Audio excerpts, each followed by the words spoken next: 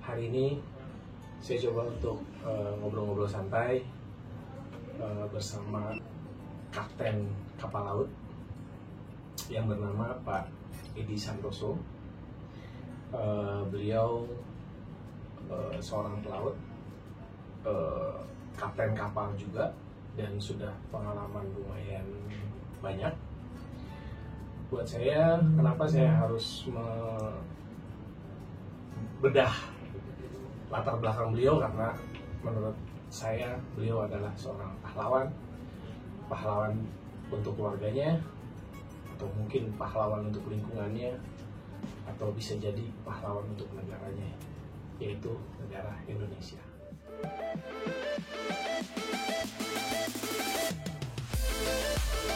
Assalamualaikum, Pak.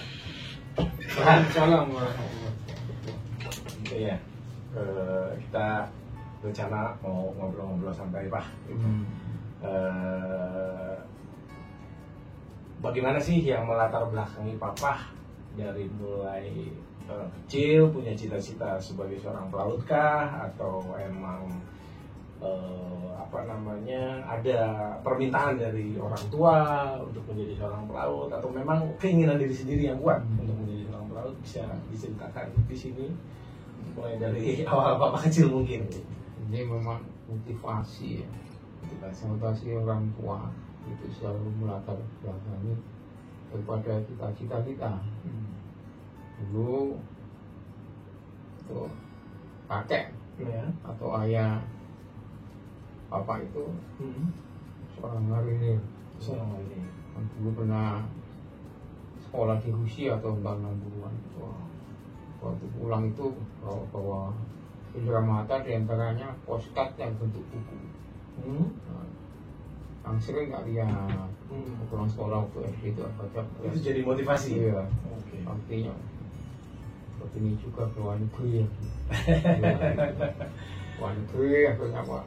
Berjalannya waktu ingin jadi mengikuti jejak orang tua, ingin jadi TNI. Waktu itu pengen masuk Angkatan Darat. Oke. Tapi memang belum jodoh. Ya. Tidak diterima karena alasan satu, karena terlalu banyaknya olahraga, karena akhirnya kawan kena penyakit kuning zaman dulu. Hepatitis. Ya. Akhirnya terkubur loh cita-cita itu jadi militer. Tapi kembali lagi ternyata memang dibalik itu kembali pada cita-cita awalnya ingin ke luar negeri ya, dengan cepat. Maka beralih ke cita-cita ya. Gak sih pengen jadi militer, tapi pengen jadi pelaut. Nah, kalau dulu itu berarti cita-cita ingin ke luar negeri. Yang membuat Papa masuk ke TNI Angkatan Darat itu bisa Pak untuk bisa ke luar negeri dengan TNI Angkatan Darat? Bisa saja. Bisa saja. Tapi karena belum jodoh di sana ya. Iya. Tentunya kalau di TNI tapi karirnya kan harus bagus ya. Ada perjuangan, ada apa. Kan banyak jenderal-jenderal itu yang ternyata juga lulusan Rangers kayak Pak Jenderal Andika itu kan lulusan Rangers. Andika Perkasa. Oke. Juga banyak peluang gitu. Tapi ternyata makanya itu kesuksesan itu memang seharusnya memang dari pendidikan formal ya, seperti kayak universitas, dari situ ITS atau universitas ya, itu pasti sukses. Yang kuliah di sana jadi dokter pasti sukses. Sana yang jadi insinyur pasti sukses. Tapi ternyata di balik itu semua ada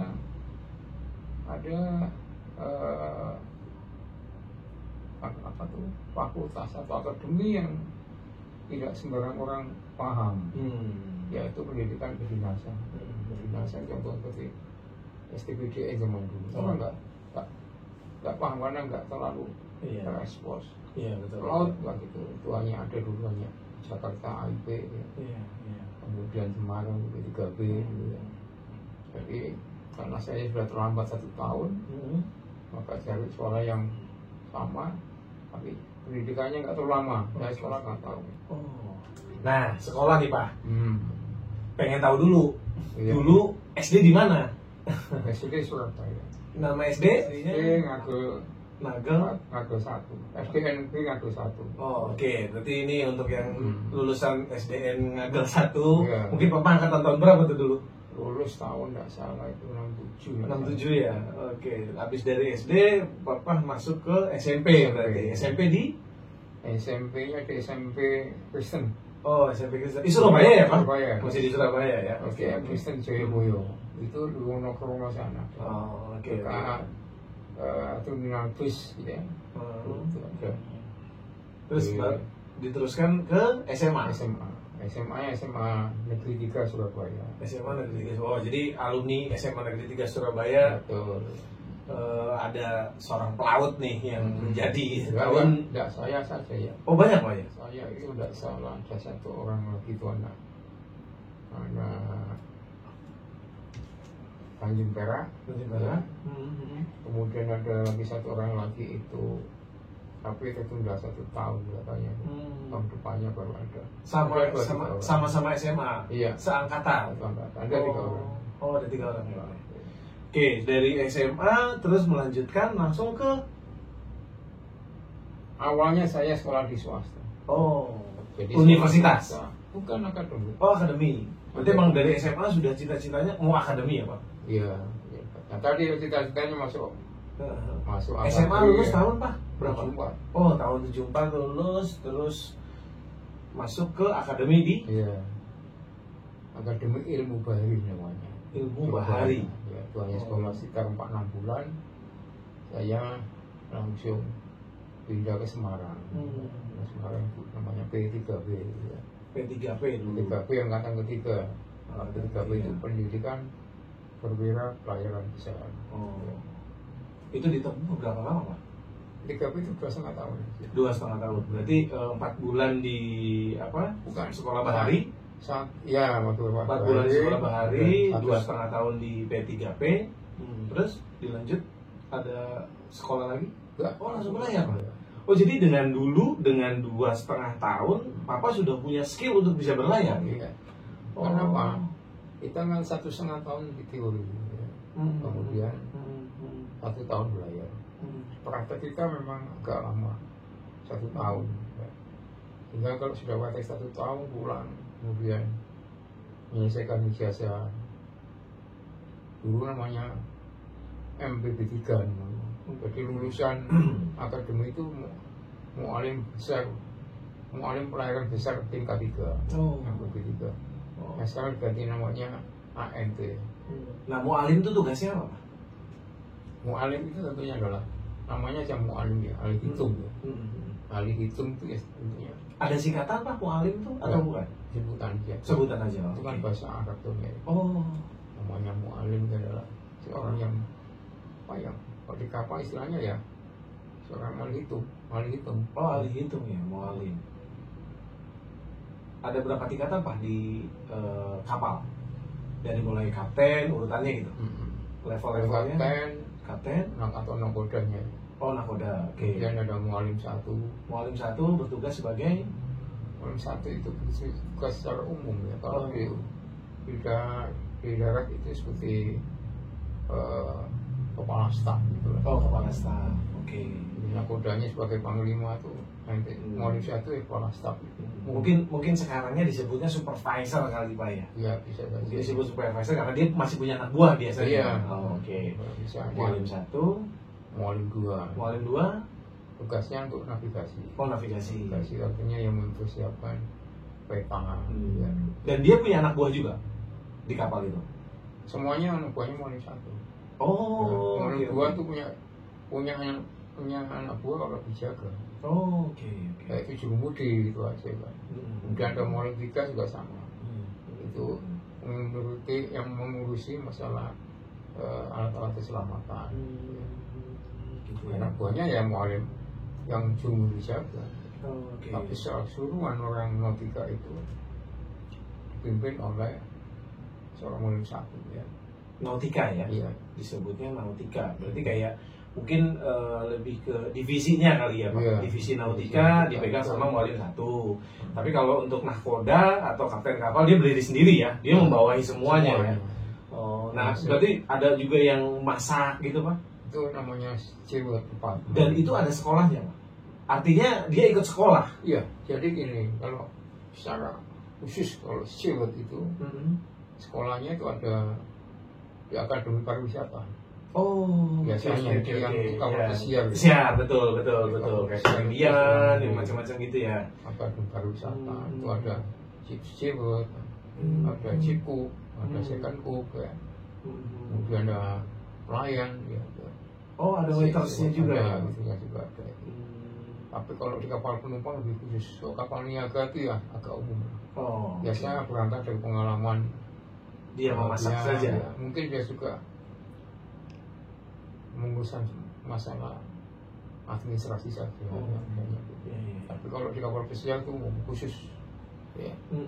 Tapi kalau di kapal kargo biasa itu mungkin berangkat dari kopi atau cek gitu ya. Kemudian dia karena pengalamannya dia jadi chief steward. Nah, chief steward ini bawain tadi, bawain chief cook, bawain second cook, kemudian steward ya, bantu ya, pelayan. Kemudian ada satu departemen lagi namanya engine department, yang dipimpin oleh seorang engineer. KKM, engineer. Oh, KKM. KKM itu singkatan berarti Pak? Iya, kepala kamar mesin. Oh, kepala kamar mesin. Iya. Oh, oke. Itu urutan ke bawahnya ya second engineer, sama juga ya. Kemudian third engineer, yang masing-masing punya tugas pokok.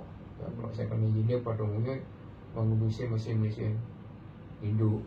Ya. Kemudian kalau mesin tiga biasanya mengurusi masalah mesin bantu. Ya. Chief engineer kepala kerjanya, ya, kepala ya. Mungkin saya potong dulu Pak. Mungkin itu nanti ya kita akan bedah lagi di sesi berikutnya. Saya cuman pengen coba tahu dulu Pak pengalaman Papa dulu gitu. Jadi kayak pertama kali Papa berangkat berlayar itu masih ingat nggak Pak di tahun berapa? Dan Papa berumur berapa waktu itu? Itu sekitar tahun 76. Tahun 76 bulan Juli nggak salah, tahun 76. Pertama kali Papa berangkat. Ya. Dan ke usia 21. Rusia. Usia 21 tahun, sorry. Usia 21 tahun. Pertama berangkat itu saya bersama salah satu kawan saya, ya, dan sahabat saya, yang satu kamar, kemudian beliau satu kapal, kemudian kerja juga jadi dosen di PIB. Kapten Mati Supriyono itu satu kapal. Pertama berangkat ya kita berangkatnya ke waktu itu masih jarang ya kita belayar naik kapal di luar negeri ya. Ya tahun 76 kami berdua ini diberangkatkan ke Hongkong. Oh, ke Hongkong. Pertama kali ya, ke Hongkong berdua dengan Kapten Mati. Dan Papa posisi sebagai kadet. Oh, kadet. Ya. Kadet tuh namanya kadet itu panggilannya kalau di Eropa itu aspiran ya. Apprentice bisa juga.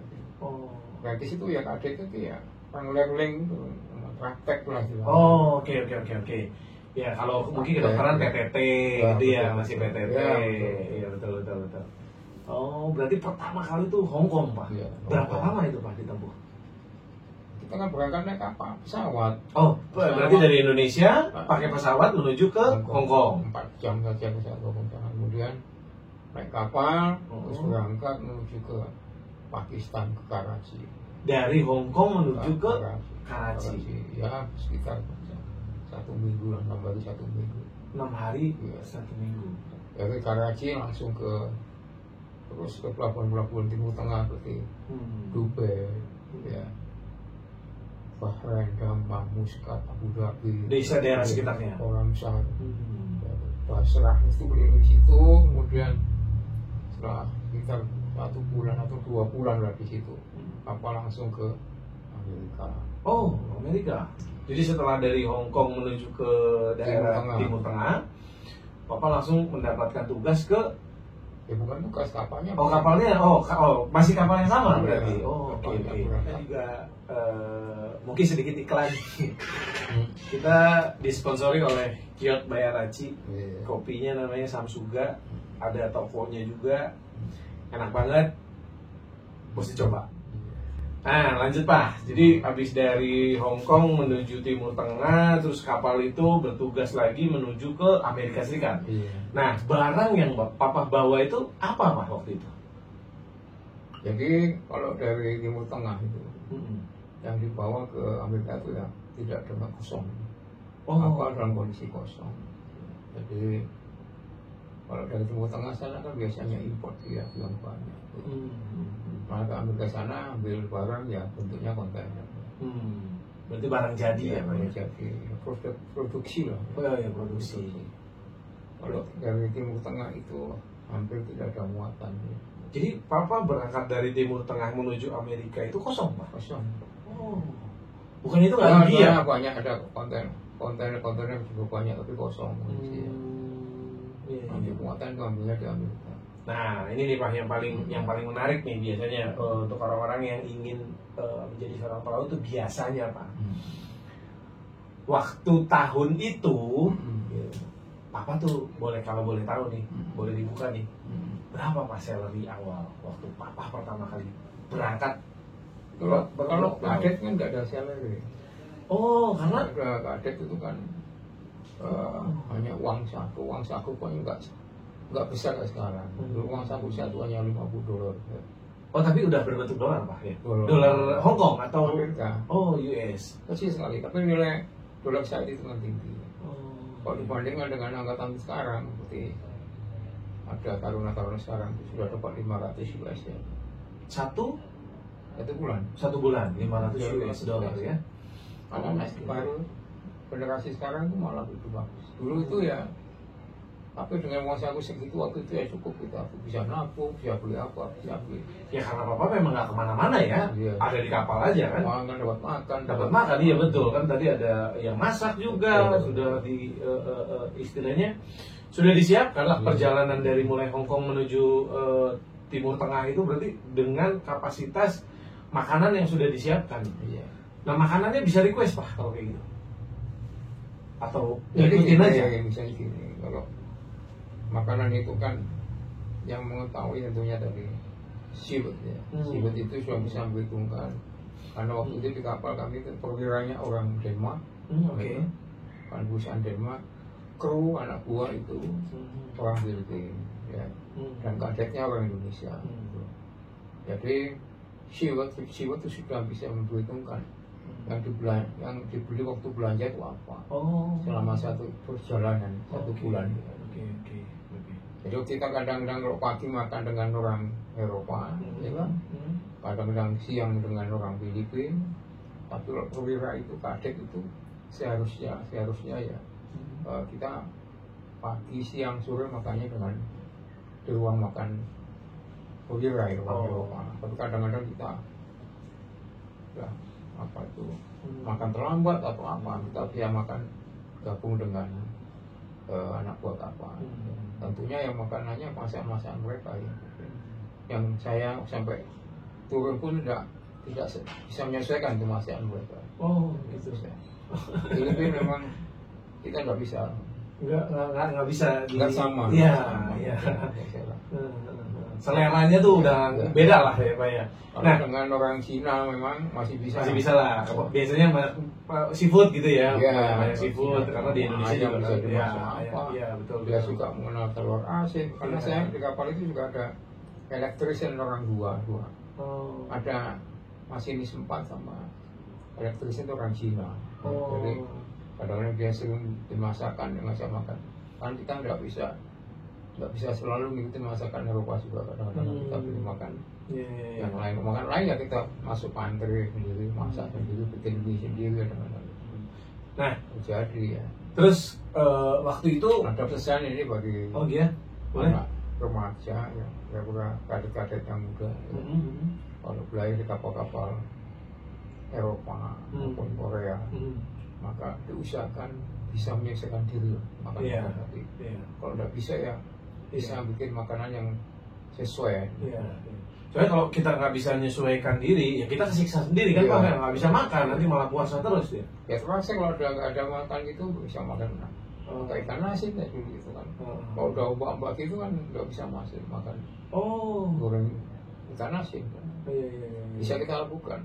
ya. Tapi sekarang tak lihat ya makanan sudah cukup baik lah. Ya. Kayak frozen food sekarang kan udah banyak Iya, jadi gampang gitu kan, tinggal masuk microwave. Betul.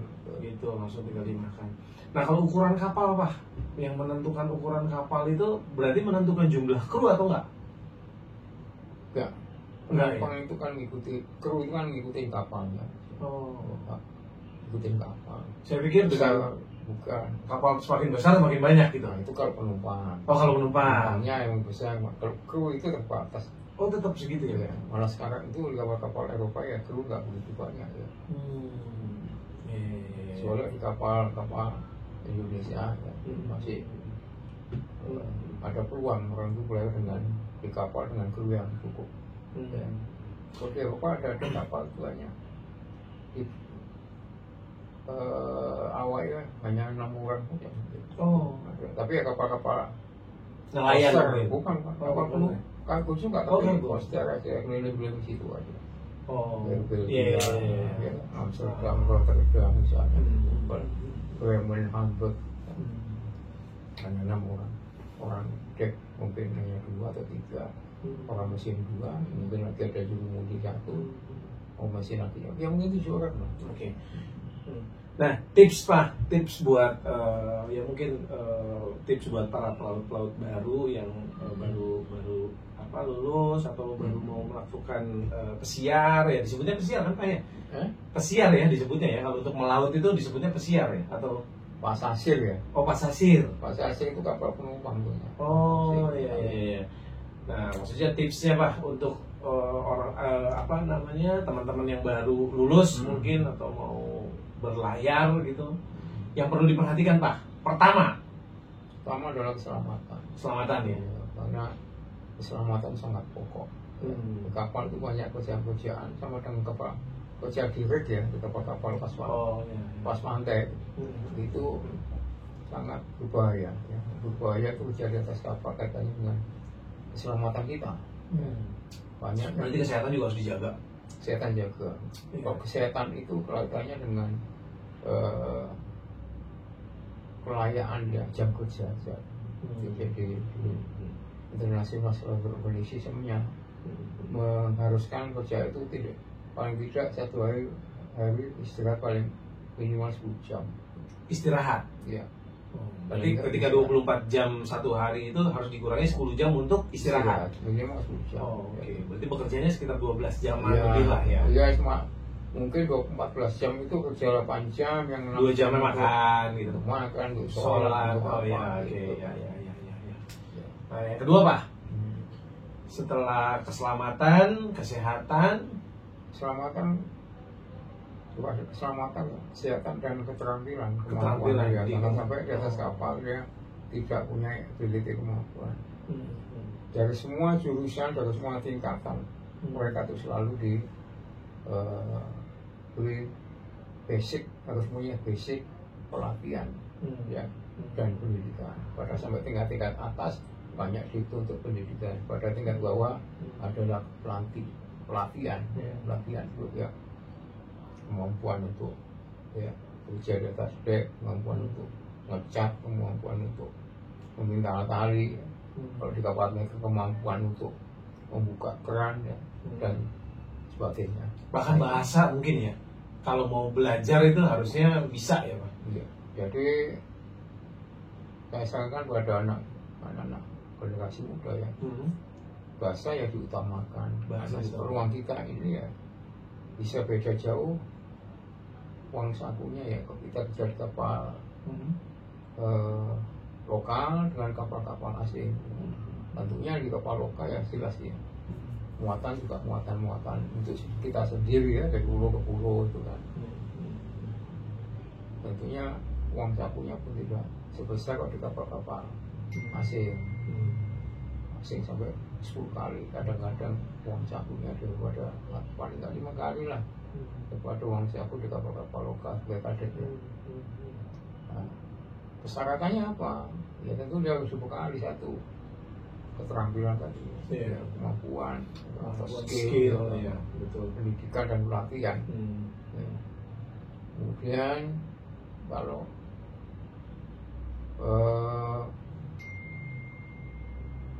kapal-kapal dalam, ya itu juga tentunya kerjanya juga sama. Kerjanya juga sama. Kerjaannya adalah mengutamakan keselamatan, ya. Mengutamakan keselamatan. Tapi karena dia domestik, ya, misalnya, kalau dia misalnya bisa meningkatkan diri dengan kemampuan bahasa yang bagus, maka paling tidak dia bisa berlayar di kapal-kapal ASEAN yang nilai gajinya juga bisa naik sedikit ya. Dia punya nilai plus lah Pak. Ya. Itu yang utama adalah pendidikan dan pelatihan, ya. Dan diutamakan terutama bahasa juga sangat berperan penting dalam kehidupan kita. Makanya banyak kawan-kawan ya, saya, adik-adik kelas saya, gini saya, yang banyak belajar di luar, ya. Pertama di kapal-kapal Belanda, ya. Mereka gajinya ya berlipat-lipat, ya. Mungkin gajinya juga mengikuti nilai tukar mata uang di negara tersebut kan? Gajinya ya kalau kapalnya khusus untuk Eropa sana ya dapat pound sterling. Tapi kalau di Asia sini kalau sudah keluar Indonesia ya sudah dolar. Tapi US. Oke. Kalau di Singapura pun US dolar. Walaupun Singapura ya, dia masuk ke Asia Tenggara juga kan sebenarnya ya. Nah, jadi jumlah pelayaran Papa tuh udah berapa kali total kalau ingat? Ya. Kalau ingat, nanti pengen ditanya juga kesan yang paling berkesan di negara mana, gitu Pak.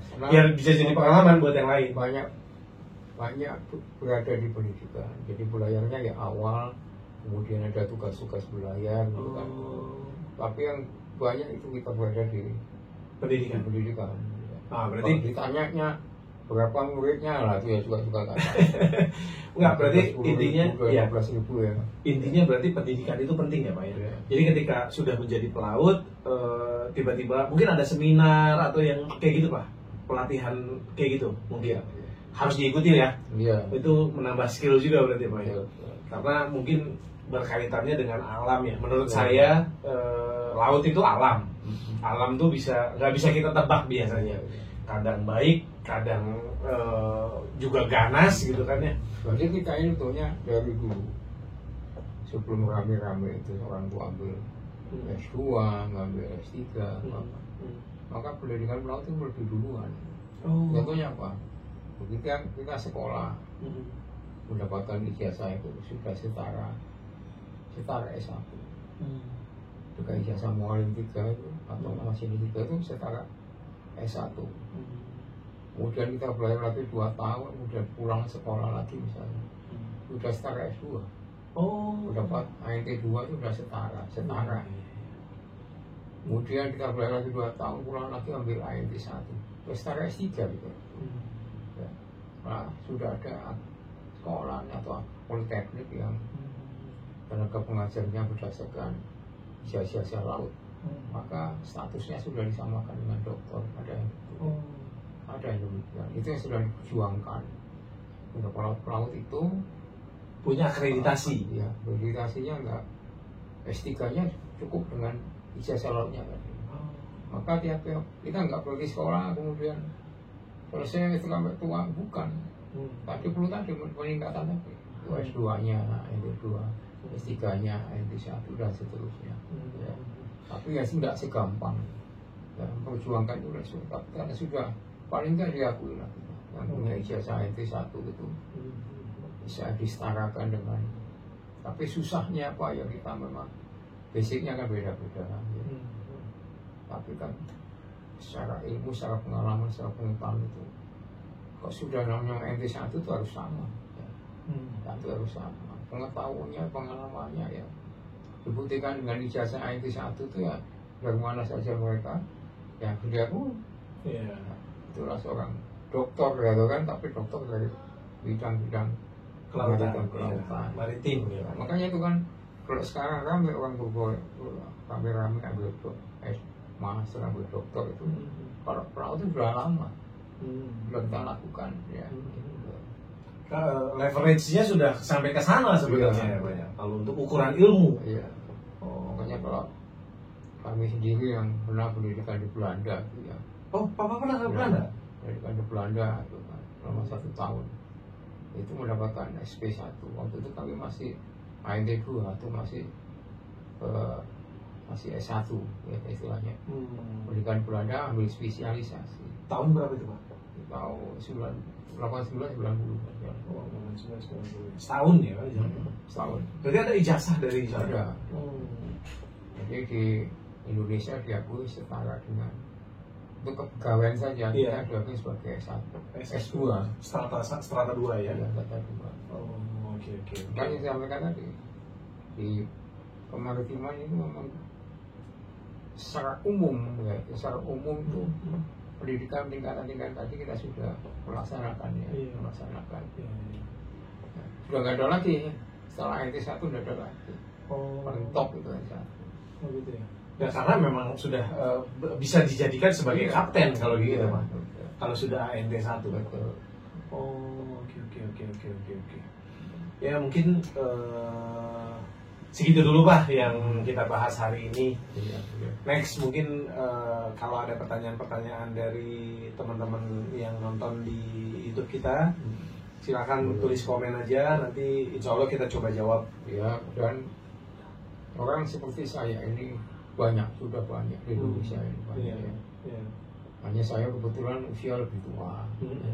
Saya lahir 66 tahun yang lalu. Dan di pendidikan ini ya dimulai tahun 84 sampai sekarang. Setelah usia 60 ya lepas dari seorang aparatur negara, ya kan? Kemudian mengabdi lagi sebagai pengajar. Kalau masalah pengalaman ya, mungkin kepandaian atau apa. Anak-anak muda juga banyak bagus. Anak-anak muda banyak pengalaman juga banyak sekali ya. Tapi orang tua itu tetap apa? Kan lahir duluan. Betul. Jadi saat itu ya kita merasakan demikian. Dan rasanya itu sudah mengenyam asam garam. Iya betul, asam garamnya sudah kenyang lah gitu ya. Paling tidak itu saya sudah keliling dunia itu makan. Nah itu yang akan kita bahas maksudnya. Kita di sini angkat karena memang Papa ini sudah pernah keliling dunia dengan pendidikannya. Artinya keliling dunianya bukan karena holiday ya gitu, tapi karena memang pekerjaannya mengharuskan untuk beliau keliling dunia. Itu yang keren. Dan memang masih ada tambahan lagi. Sebetulnya peluang bagi generasi muda. Betul ya. Nanti banyak saya sampaikan. Generasi muda itu. Sekarang itu tentunya orang-orang asing itu sudah nggak tertarik lagi itu lagi. Karena dia kalau itu enjoy tadi untuk wisata, dia udah bisa naik pesawat. Iya betul. Kalau zaman dulu hanya di pelaut kan ingin keliling dunia atau dunia. Karena pesawat tidak seramai sekarang. Betul. Aku pun jadi pelaut ya. Dia ya. Sekarang kan mereka kan apa saya belajar ini peluang bagi kita. Iya. Betul. Kita untuk mengisi kekosongan. Jadi saingan-saingan kita ini kalau di Eropa nggak ada. Saingan kita ya banyaknya dari Rusia. Kalau kita di atas kapal itu saingannya hanya orang-orang Rusia. Ya. Karena Rusia juga sama dengan kita mungkin ya. Ya mungkin kan dulu negara tertutup mungkin ya sekarang dia sudah bisa kemana-mana jadi dia masih sekarang banyak. Sudah banyak explore ya. Iya. Tapi menurut sejarah di Indonesia juga memang pelaut Indonesia sudah bisa eksplor duluan ya Pak ya, dengan sejarah kapal pinisinya itu. Mungkin nanti kita akan bahas masalah sejarah kapal pinisi atau kapal-kapal tradisional yang mungkin Papa juga tahu ya. Kapal-kapal yang ada di Indonesia tuh apa aja. Terus yang kedua mungkin ya kita akan bahas lagi sesuai dengan komen-komen yang kita lihat. Kita baca komen-komennya, apa yang mau ditanyakan, terutama anak-anak muda yang baru mau keluar SMA ya Pak ya biasanya. Karena memang jenjang pendidikannya dari SMA bisa langsung ya Pak? Bisa ya dari SMA bisa langsung. Jadi ya perlu sampaikan juga salam ya. Tetap bersatu pelaut Indonesia ya. Walaupun kita itu berasal dari mana, baik kita itu dari STIP ya, kemudian dari PIP Makassar, PIP Semarang, ada yang dari Karombong, ada yang dari Padang, ada yang dari Aceh, Winsel ya banyak sekali kita sekarang sekolah itu. Kita tetap bersatu. Juga dari kawan-kawan saya yang dari swasta juga sama. Toh kalau sudah jadi pelaut itu adalah satu, pelaut Indonesia. Kita harus tetap menyongsong masa depan kita masing-masing itu dengan rasa optimisme ya. Percaya pada alma maternya ya, kita bisa mendorong dia tetap eksis di dunia layar. Baik, kita akhiri aja ngobrol santai kita hari ini sore.